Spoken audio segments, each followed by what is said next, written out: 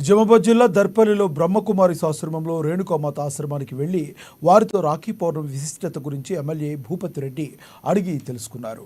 ఈ సందర్భంగా రేణుకామాత ఎమ్మెల్యే భూపతి రెడ్డికి రాఖీ కట్టి శుభాకాంక్షలు తెలిపారు.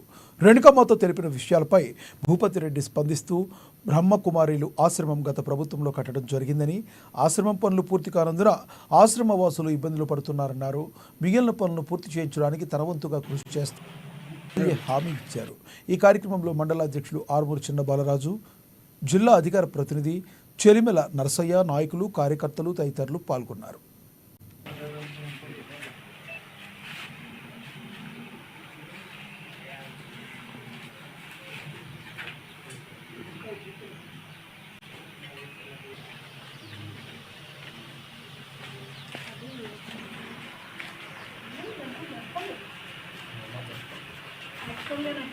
తెలియదు